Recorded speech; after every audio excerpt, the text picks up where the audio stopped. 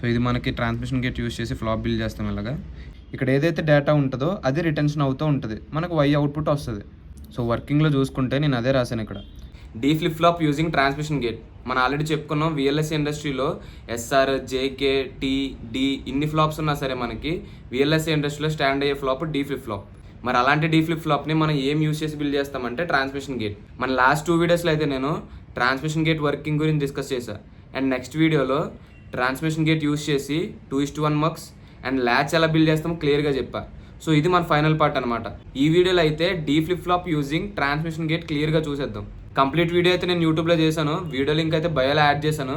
So ఒకవేళ నువ్వు first 2 videos చూడకుండా ఈ వీడియో చూస్తున్నావు అంటే నీకు ఏం అర్థం కాదు.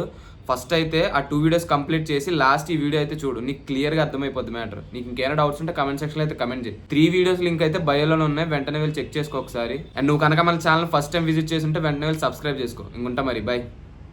ఫ్లాప్ వర్కింగ్ అయితే సర్క్యూట్ డయాగ్రామ్ నుంచి వేవ్ ఫామ్స్తో క్లియర్గా ఎక్స్ప్లెయిన్ చేశాను.